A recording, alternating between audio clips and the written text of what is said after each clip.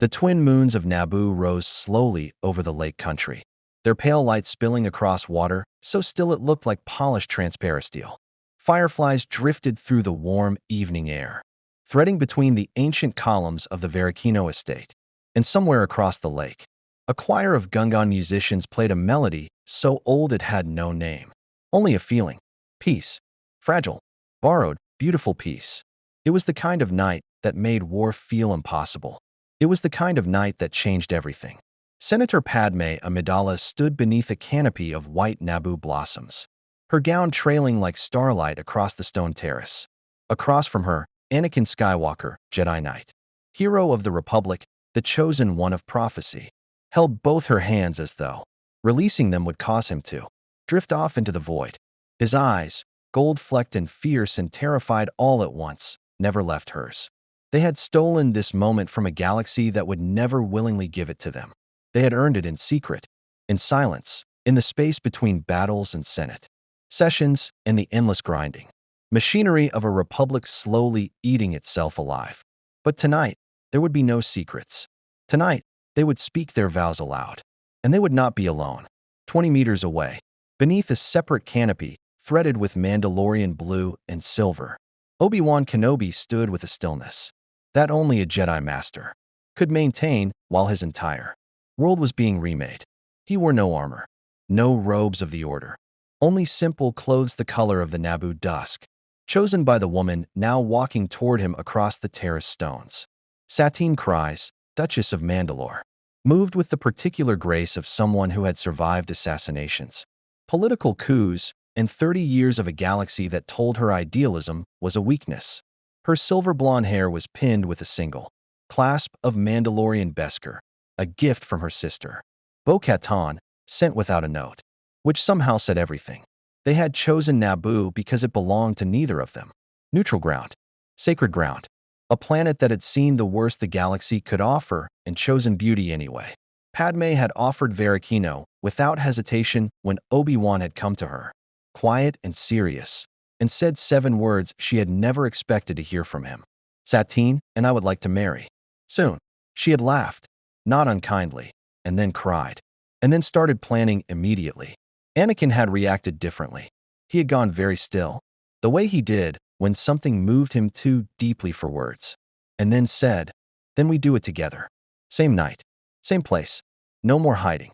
That had been 3 weeks ago. 3 weeks of whispered communications, of Padme's handmaidens sworn to secrecy, of an R2 unit bribed with fresh motivator parts, of 2 Jedi telling no one in the Order, not Ahsoka, not Rex, not the Council, what was coming. The ceremony was witnessed by 12 people, Padme's most trusted handmaidens, Captain Typho, who had served her since Naboo and whose expression throughout the proceedings remained one of professional neutrality that fooled absolutely no one. Jar Jar Binks, who wept from the moment the music started and did not stop. And C-3PO, who recorded the entire event with perfect precision and immediately began calculating the statistical probability of both couples surviving the political consequences, a figure he wisely chose not to share aloud.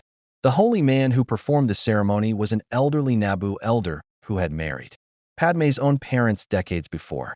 He spoke slowly, choosing words that honored both traditions, the democratic ideals of the republic that Padme had served since childhood, and the warrior poet philosophy of Mandalore that had shaped Satine into the leader she was. He said nothing of the Jedi Code. He said nothing of Senate regulations.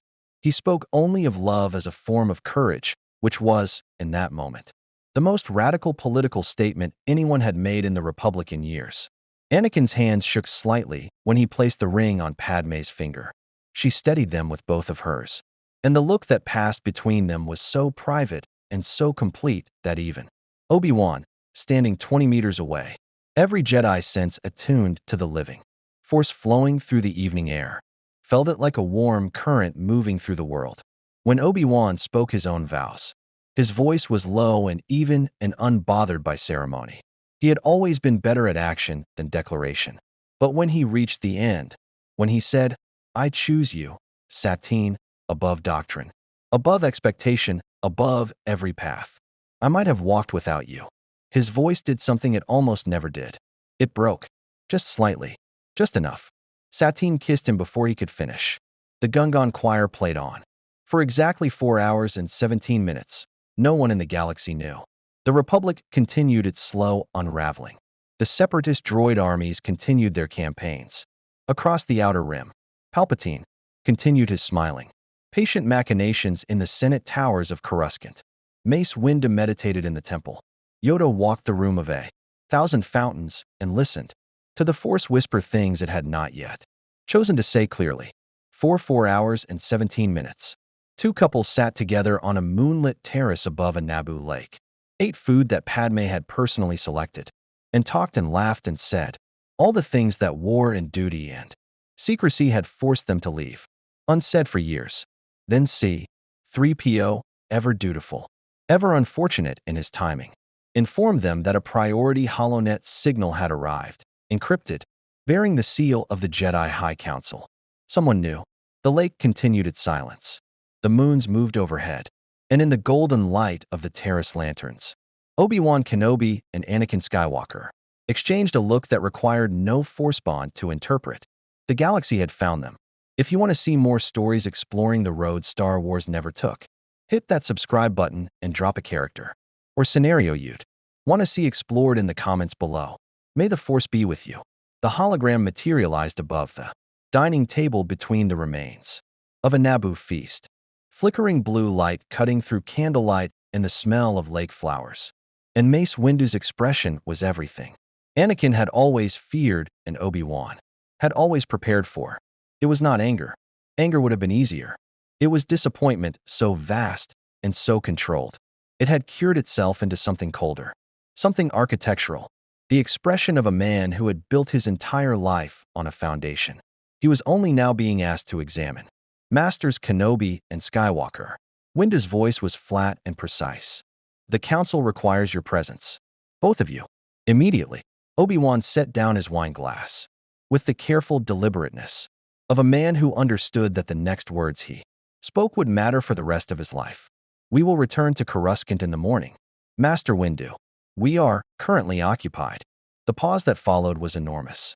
We are aware of what you are currently occupied with, Windu said, which is precisely why the Council requires your presence. Immediately, the hologram cut out. Satine looked at Obi-Wan. Padme looked at Anakin. The Gungan musicians, still audible across the lake, played on with magnificent and terrible obliviousness. Well, said Obi-Wan. That went about as expected. They did not leave until morning. That small act of defiance, those additional hours on the terrace. The four of them, talking until the moon set and the sky turned the pale gold of Naboo dawn, was the first truly free choice either Jedi had made in years. They felt it. All four of them felt it, like a door opening onto weather. The flight to Coruscant was quiet. The Jedi High Council chamber sat at the pinnacle of the temple's central spire. And on the morning that Obi-Wan Kenobi and Anakin Skywalker walked through its doors as married men, every seat was occupied. All 12 masters present, even those who typically attended via hologram, had arranged physical presence, which said more about the gravity of the occasion than any of their expressions. Yoda sat in his chair with his eyes half closed, which meant he was either meditating or watching everything with the particular intensity he reserved for moments that the Force had been nudging him toward for some time. Anakin stood straight. He had decided, somewhere over the Outer Rim, that he was done with the particular posture of a man waiting to be judged. He was a Jedi Knight. He had fought in 100 battles. He had survived things that should have broken him and come out the other side still breathing, still serving, still believing, even when the order gave him very little reason to. He was also, as of last night, a husband. That was not a thing he intended to apologize for. Obi-Wan stood beside him with his hands clasped behind his back, the picture of Jedi composure. Except that anyone who knew him well enough, and several masters in this room could see the particular set of his jaw that meant. He had already decided the outcome of this conversation, and was simply waiting for everyone else to catch up. Mace Windu spoke first. You have both violated the code. Attachment of this nature is explicitly forbidden, Obi-Wan said.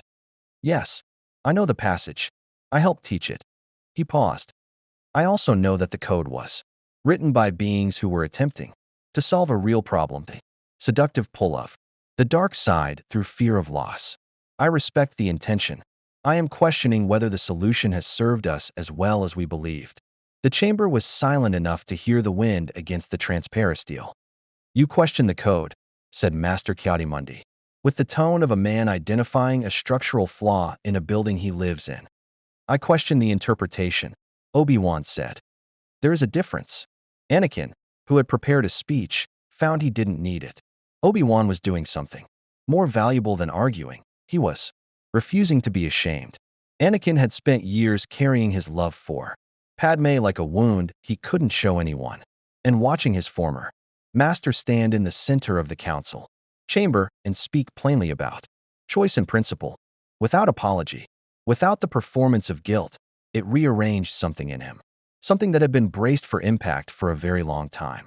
It was Yoda who spoke next, and his voice, when it came, was not what anyone expected. Discuss this, the council must. At length, the ancient master's eyes opened fully, and they found Obi-Wan with an expression that was not censure. It was something more complicated, something almost sorrowful in its complexity. But expulsion, the answer, that is not. Not today. Not when the war demands what these two provide. Mace Windu turned. Master Yoda. Blind ourselves we must not, Yoda said quietly. Lose Kenobi. Lose Skywalker.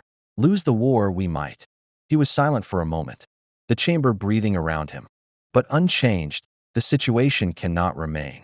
Implications, there are many. Mandalore, the Senate, and his eyes moved, slow and deliberate, to a specific point of concern he did not yet name aloud. Other interests. Watching, they will be. Neither Jedi missed the weight behind those words.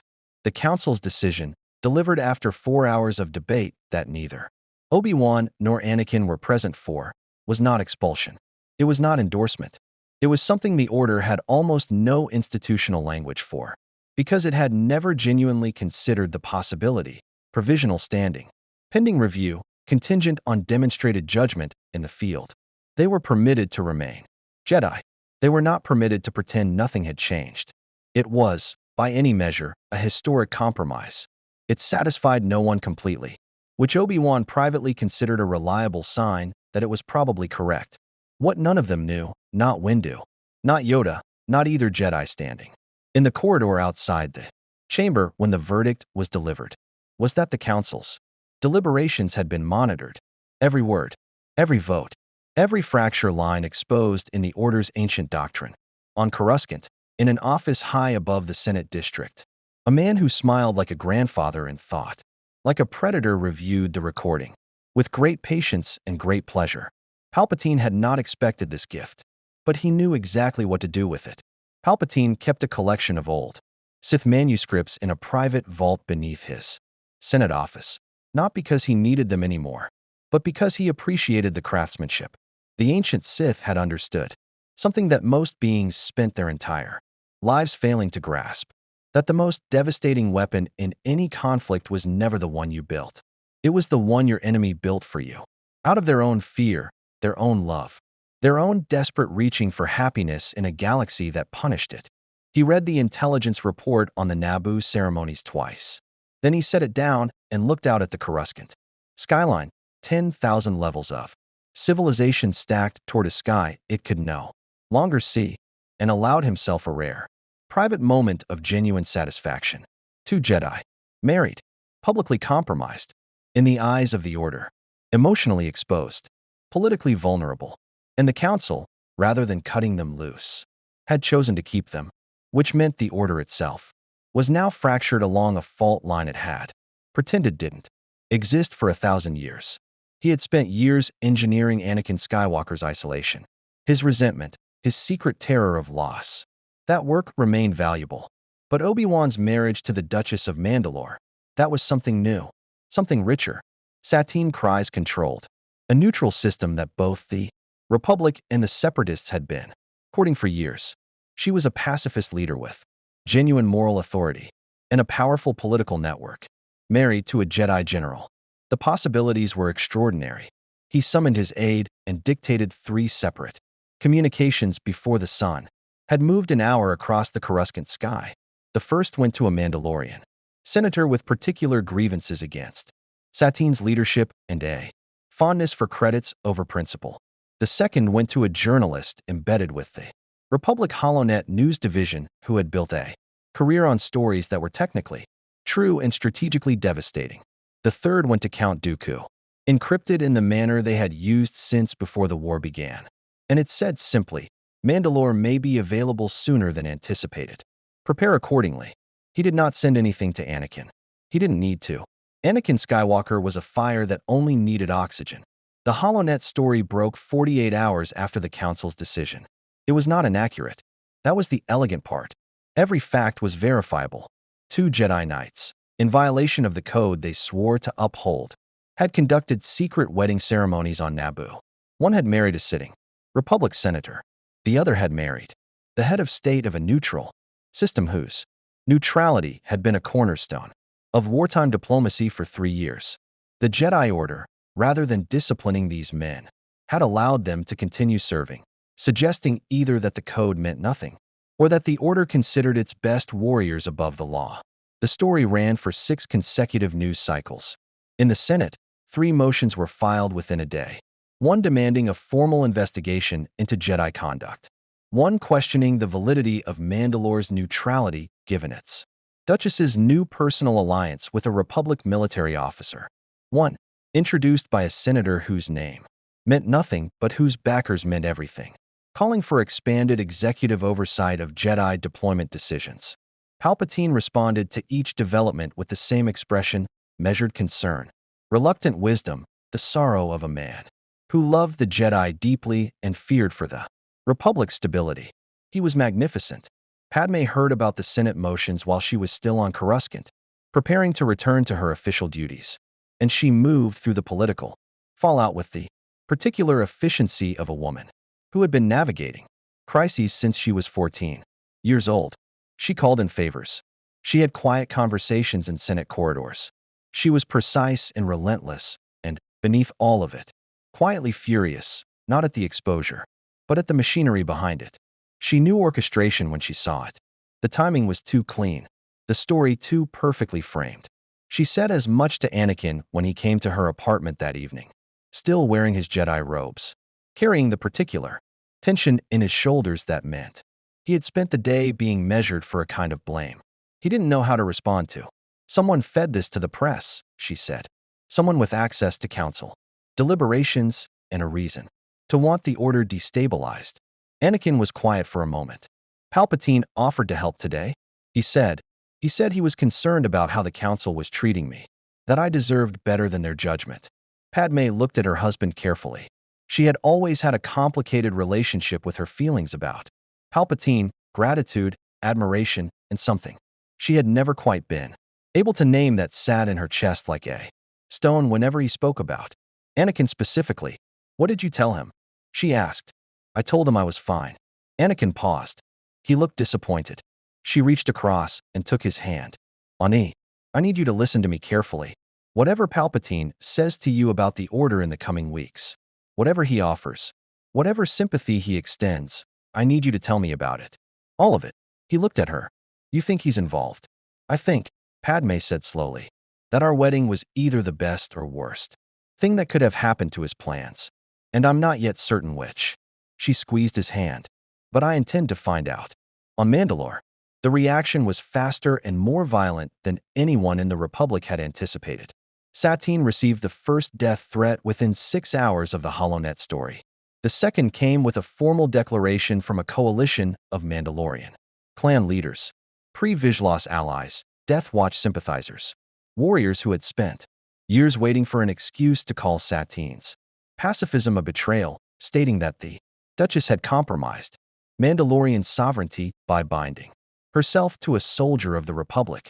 She read both communications at her desk in the Sundari Palace, with the posture of a woman who had been reading threats since she was old enough to hold office. And then she opened a secure channel to Coruscant. Obi-Wan answered immediately, which meant he had been waiting. How bad? He asked. Manageable, she said. Then, after a pause, come to Mandalore, Obi-Wan. Not as a Jedi general. As my husband. Another pause, smaller and more honest. I need you here. He was already standing up before she finished the sentence. What neither of them knew was that on a separatist cruiser moving quietly through the outer rim, Count Dooku had received his own communication and was already dispatching an agent to Mandalore, not to support the coup, but to ensure that when it came at precisely the right moment, in precisely the right way, to make certain that the Republic's most celebrated Jedi found himself trapped between his wife and his war. Mandalore from orbit looked like a pearl suspended in darkness, white and perfect and giving nothing away. Obi-Wan had made this approach a dozen times across his life, and it never failed to produce in him a particular feeling he had spent years refusing to name, something between homecoming and grief. The planet that had shaped Satine, that had nearly killed them both during that year of running and hiding and learning what the other person was made of when everything else was stripped away. The planet that had always existed at the exact intersection of everything he loved and everything he was forbidden to want. He landed in the private bay of the Sundari Palace without Republic markings on his ship, Satine's instruction, relayed through a handmaiden he recognized from previous visits. He wore civilian clothes. No lightsaber visible, though it was there, clipped inside his jacket with the particular unobtrusiveness of a man who had carried weapons long enough to forget they were remarkable. Satine met him at the bay door herself, which meant the situation was serious enough that she hadn't wanted intermediaries. She looked tired. Not physically, Satine cries, had an almost architectural resilience that physical exhaustion rarely penetrated. She looked tired in the way that leaders looked when they had been carrying the weight of other people's survival for a very long time and had recently been reminded that they were also, underneath all of it, a person. He crossed the bay and held her without speaking, and she let him, which was its own kind of information. Tell me everything, he said into her hair. She told him. The coalition had moved faster than her intelligence network had anticipated. 12 clan leaders, openly aligned with pre-Vizslas Death Watch ideology, if not its explicit membership, had issued a formal resolution of no confidence in Satine's leadership, a mechanism that existed in Mandalorian governance for exactly this kind of challenge, and that required a public assembly of clan representatives within 72 hours to either reaffirm or remove the sitting duchess. 72 hours. On a planet where every corridor of the palace could be compromised, where the warriors who disagreed with her had actual weapons, and actual training, and actual grievances that predated this particular manufactured crisis by decades. They're using the marriage as the pretext, Satine said. They were in her private office now, the dome of Sundari glowing blue-white through the transparent steel behind her. But the marriage isn't the cause. The cause is 20 years of Mandalorians who want war being governed by a duchess who chose peace. I always knew this moment was coming. She stopped. I didn't anticipate the timing. Pre-Vizsla, Obi-Wan asked, coordinating from the shadows, not leading publicly yet. He's waiting to see if the coalition can do the work without him. If they succeed, he inherits the outcome without the risk. If they fail, she spread her hands. He was never involved. And the separatist angle? Satine's eyes sharpened. You know about that? I know Dooku doesn't move pieces without reasons.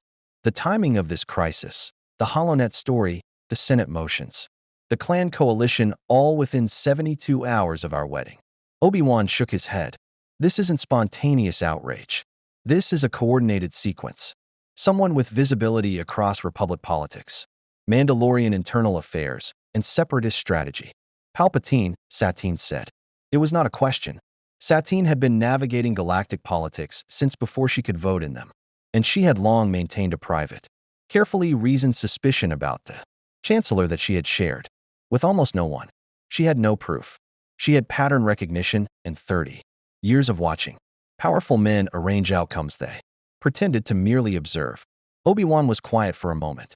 The word, the implication behind it, landed in him with a weight he was not entirely prepared for, even having arrived here with his own suspicions already forming. To name Palpatine was to pull a thread that, if it held what they suspected it held, would unravel something so fundamental that neither the Republic nor the Jedi Order would survive the revelation intact. We can't act on suspicion, he said carefully. No, Satine agreed. We survive the next 72 hours first. Then we find proof.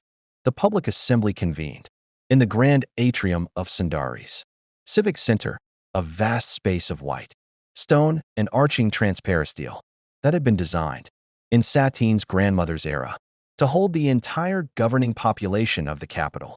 It was full, standing room, warriors in partial armor alongside civilians in formal dress, alongside clan representatives who had traveled from across the planet and its moons, some of whom had not been in the same room since the last time Mandalore had nearly torn itself apart. Obi-Wan was present, visibly, deliberately. This had been their decision together, and it had not been simple. He could have remained in the palace, invisible, the sensible Jedi diplomat managing the situation from the background. Instead, he stood at Satine's right side on the assembly floor, in civilian clothes, without deception, as exactly what he was, her husband, present because she had asked him to be, making no claim on Mandalorian politics except the one conferred by love. It was, in its way, the most politically radical thing he had done in 20 years of service. The coalition's speaker, a broad, weathered clan leader named Vardo whose family had fought against Satine's reforms for 2 generations, laid out the charges with the methodical patience of someone who had rehearsed this moment. The marriage was a betrayal. A Republic soldier in the Duchess's bed was a Republic hand on Mandalore's throat. Neutrality was not a philosophy you could maintain while sleeping next to a general. When he finished, Satine rose. She spoke for 11 minutes. Obi-Wan counted, because counting was something to do while watching the woman he loved stand in front of a room. That was deciding whether to take everything from her and speak with a clarity and a moral force that he recognized from the first time he had heard her argue a position she believed in against people who wanted her to be afraid. She did not defend the marriage as a personal matter. She reframed it as a political statement that Mandalore's strength had never come from isolation, but from the courage to engage with the galaxy on its own terms, to make alliances of principle rather than alliances of convenience. She had married a man who served the Republic not because she had surrendered to the Republic, but because she refused to let fear govern her choices. If Mandalore could not survive its Duchess loving a good man, then what exactly were they defending? The vote was close, closer than it should have been. The reaffirmation of her leadership passed by a margin of 7 clan votes, which was a victory, technically, and felt like standing at the edge of something that had almost given way beneath her feet. Pre-Vizsla, in the back of the assembly hall, watched the result with an expression that gave nothing away. Then he turned and walked out, already composing his next communication to the separatist agent waiting in the lower city. He had not expected to win today. Today had always been the preparation. Obi-Wan felt it through the Force before anyone saw it. A shift in the quality of attention in the room. A sudden redirection of intent. He had his lightsaber in his hand before the first blaster shot crossed the atrium. The ambush was professional. 12 shooters in the upper gallery. Death Watch. Insignia removed from their armor, but their training immediately recognizable. Not trying to kill Satine, trying to create chaos, injury.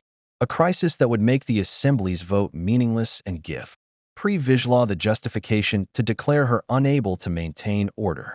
What they had not adequately planned for was a Jedi Master with a personal stake in the outcome. Obi-Wan moved through the atrium like light through water, fluid, precise, his blade catching bolts and redirecting them with an economy of motion that came from 1,000 battles distilled into pure reflex. He did not chase the shooters. He protected the floor. Every deflection angled away from civilians. Every movement calculated to contain rather than escalate. It lasted for minutes. When it ended, 9 shooters were disarmed and restrained. 3 had fled, and the grand atrium of Sundari was entirely intact, which was its own message. Satine stood at the center of the floor, unhurt, composed, watching her husband clip his lightsaber back to his belt with the matter-of-fact efficiency of a man returning a tool to its proper place. The assembly hall was absolutely silent. Then, from somewhere in the middle of the crowd, a warrior in partial clan armor, someone who had arrived today intending to vote against her, a single fist struck breastplate in the Mandalorian. Gesture of respect. Then another. Then a dozen. Then the sound moved through the room like a tide. Obi-Wan looked at Satine. She looked at him.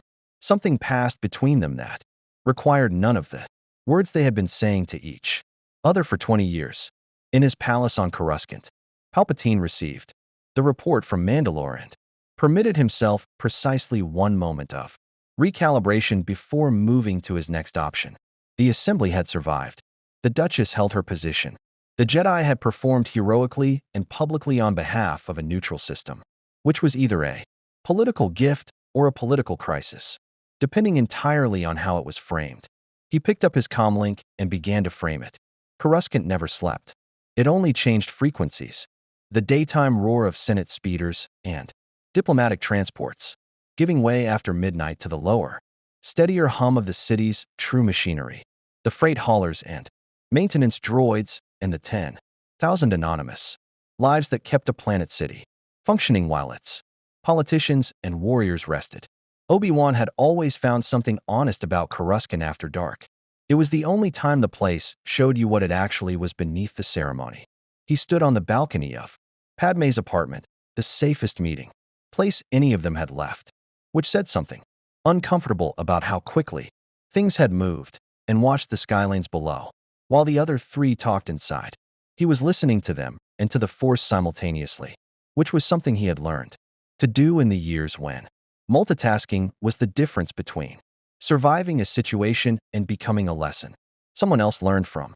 The Force was troubled, had been troubled for weeks in the way that a river was troubled before a dam gave way. Not dramatic, not obvious, but wrong in the pressure of it, wrong in the way the current moved. Anakin appeared beside him, not announced, just present, the way Anakin had always moved when something was weighing on him too heavily for the usual boundaries of personal space. Padme has evidence, Anakin said quietly. Not enough, but enough to know we're right. Obi-Wan nodded. He had suspected as much since Satine had named Palpatine in her office on Mandalore. The suspicion had been building in him for longer than he wanted to honestly examine. Small things accumulated over years.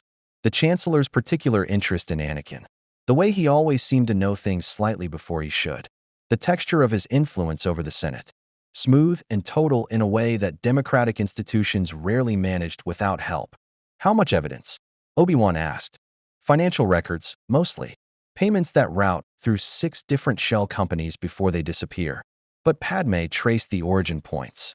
3 of them connect to operations we know were separatist funded. Anakin paused, and one of them funded the Death Watch cell that attacked the Sundari assembly. Obi-Wan was quiet for a long moment.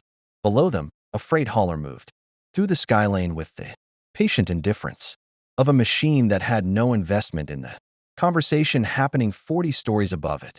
If we take this to the Council, Obi-Wan said, and the Council takes it to the Senate, Palpatine controls enough of the Senate to bury it, Anakin said. We both know that. If we go public, he'll call it a Jedi coup.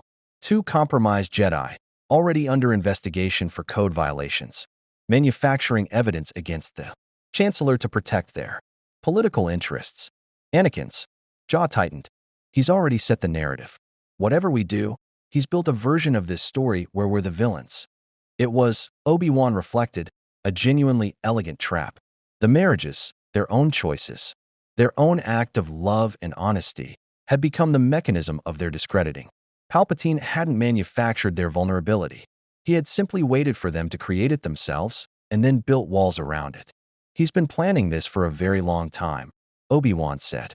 Years, Anakin agreed. Then, quieter, maybe since before the war. They stood in silence. For a moment with the full weight of that implications settling over them like weather. It was Padme who found the path forward. This surprised no one who knew her well.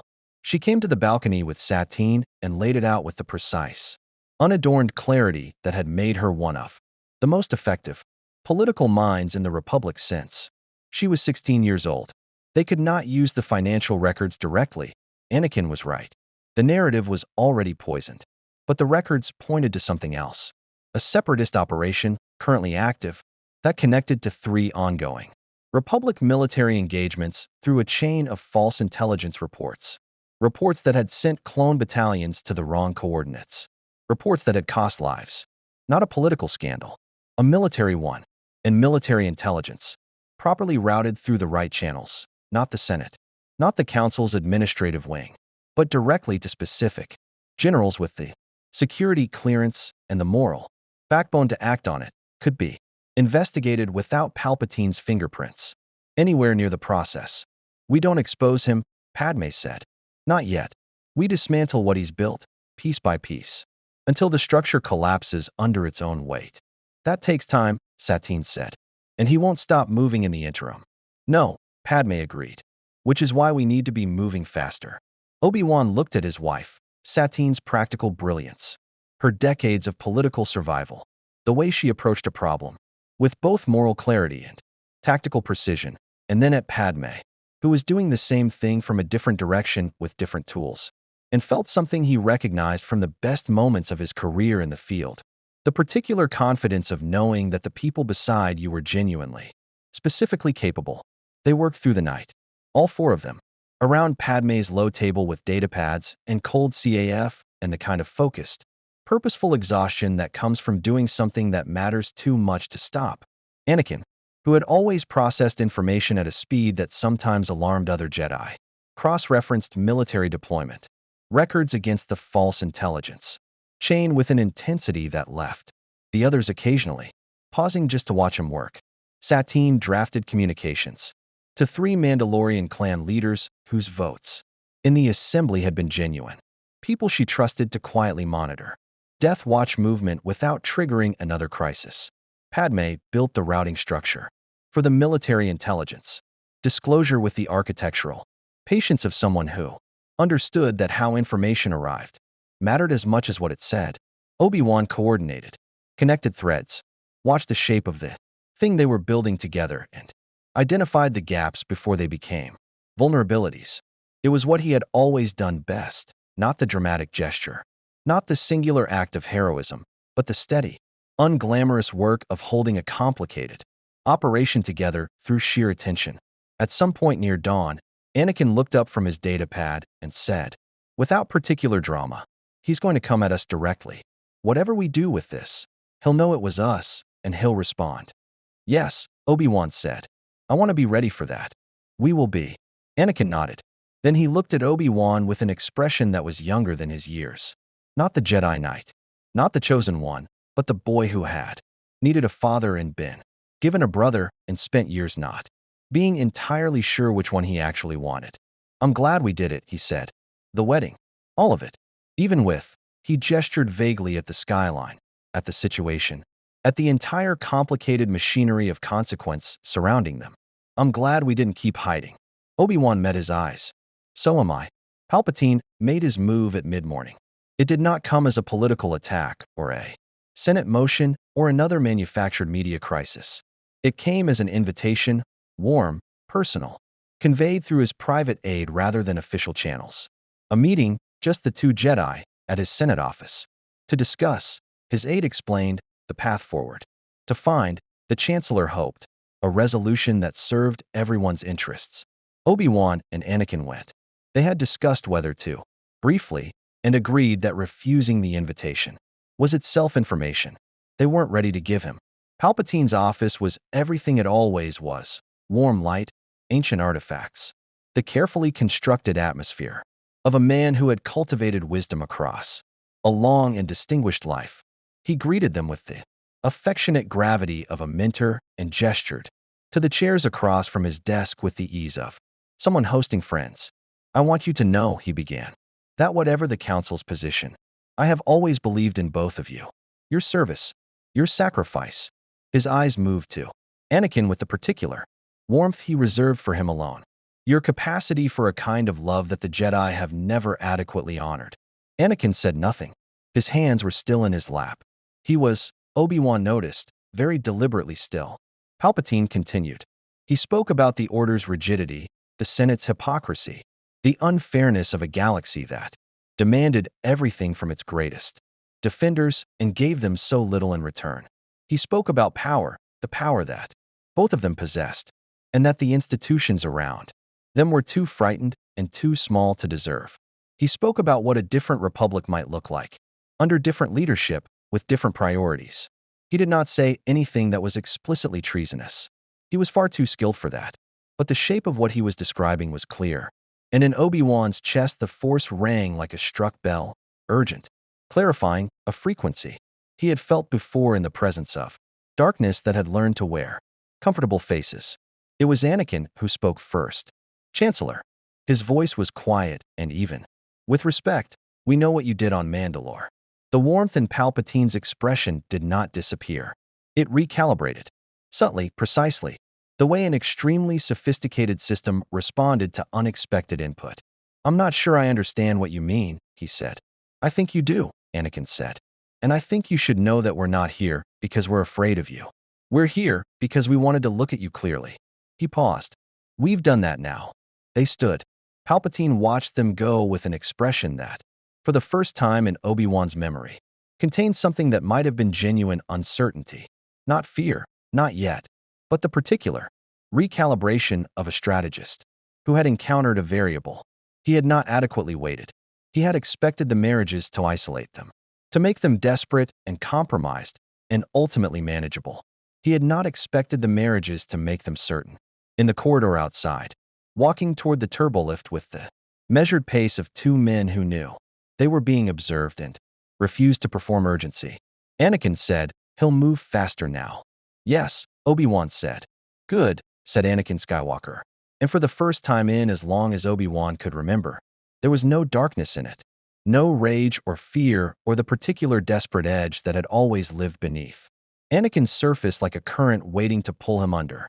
Just a man who had chosen his side, not the Order's side, not the Republic's side, not any institution's side, but the side of the people he loved, which turned out to be the truest alignment the Force had ever asked of him. They walked out of the Senate building into the Coruscant mid-morning, where Padme and Satine were waiting. They did not save the Republic that day. Salvation, when it came slowly, through evidence carefully placed, through alliances quietly built, through the steady, unglamorous work of four people who had decided that love was not a weakness to be hidden, but a form of courage to be practiced. Palpatine's web unraveled across the following months, not in a single dramatic exposure, but in the way that well-constructed lies eventually unravel, thread by thread, each one pulled by someone who cared enough to keep pulling. The military intelligence disclosure triggered 3 separate investigations. The Death Watch's separatist funding became public record. The Senate motions against the Jedi were quietly withdrawn when their origin was traced to offices that suddenly found themselves under scrutiny. The Jedi Order changed too, slowly, imperfectly, in the way that ancient institutions change when confronted by the living proof that their assumptions require examination. The code was not abandoned, but its interpretation shifted, not toward recklessness, but toward honesty. Attachment, the Council eventually acknowledged, was not the enemy. Fear of loss was. And the remedy for fear of loss was not the prohibition of love, but the cultivation of a love courageous enough to release what it could not hold. Obi-Wan and Satine built something on Mandalore worth protecting. Anakin and Padme raised children who knew their father's name. The darkness did not win. Not this time. The Force, it turned out, had always known that love, chosen freely, held with open hands, practiced as a discipline rather than clutched as a possession, was not the path to the dark side. It was the path away from it. May the Force be with you.